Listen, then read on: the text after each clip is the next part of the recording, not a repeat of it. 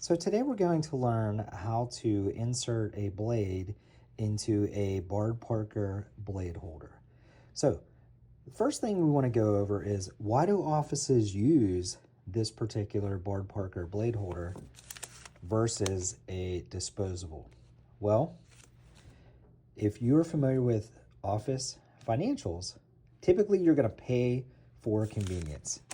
Meaning, of course, that this one-time use disposable, you're going to pay for that convenience. So our blades, different blades, are going to come in a box of 100. On average, these blades are $1 to $2 a piece. Now, the Bard Parker blade holder, the handle here, this actually, of course, is autoclavable, meaning we can reuse it over and over again. So really, this is just a one-time cost up front, and you can find these, of course, the cost varies depending on the brand, but on average about $20, $25 for the blade handle. Then, like I said, you figure these boxes will run you between the type of blade, $100 to $200 for the box. So you figure $1 to $2 a blade, and then, of course, the cost of the blade handle. Now, the disposable. We're looking at approximately, and these come in boxes of 10, quantity of 10 per box. So you're looking at on average about $7 to $10 a piece for the disposable. So you can see it's a significant savings to utilize the one-time disposable. Now, the bad thing is, of course, that they're more dangerous. So that's why we want to make sure we take our time and learn how to assemble and disassemble these properly. So with our packet, these do come sterilized through gamma radiation. Once it's opened, your blade is going to fall on your sterile field. So you want to make sure wherever you're dropping this at, that it is in fact a sterile field. Once we have our blade, now we're going to look at assembling it into our blade holder. One thing you want to notice is the angle. So we have our angle of the blade and we have our angle of the handle. Now, of course, being very careful holding this because it is in fact very dangerous. So what we're doing is we're going to hold about halfway on the blade, and you can see a little slot, like a little slit along the top of the handle.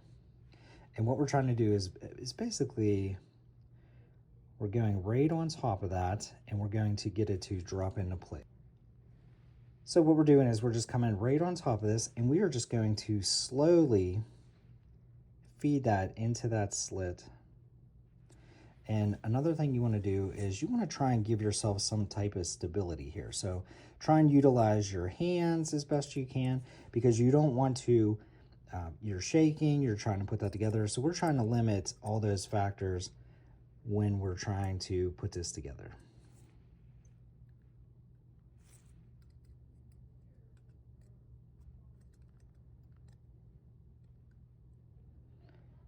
Okay, so now we're just sliding it, working it into the slot. Okay, and you hear that little click. That means it is in fact in place. So what you want to do is you can always double check it. If for some reason you don't hear that click, just going to gently push down, make sure that it did in fact snap in place. Now, once you're done with the procedure, those sharps are going to be the first thing you're going to want to get out of there to protect yourself, the patient, and of course your teammates. So what we're going to do is we're going to reverse this. We're actually going to just lift up very little bit on the back. We just need enough to get clearance to lift that over and then slide it out. Notice how my hands are still touching for stability, and we're just going to slide that off.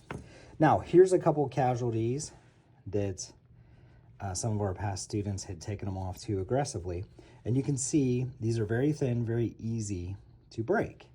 So that's why you want to be careful, because the last thing you want is some kind of slippage and end up hurting yourself. I actually did work with somebody once who was putting this together, and didn't have any kind of stability whatsoever, and actually ended up taking the blade up the length of their forearm just from that slip. So please be very careful.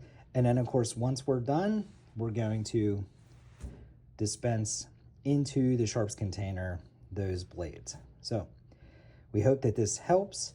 If you have any questions, please feel free to let us know. If there's a topic, maybe something that you haven't seen yet that you'd like us to put together, please feel free to shoot us an email at cornerstonedainstructors@gmail.com. Thanks for your support, and we will catch you the next video.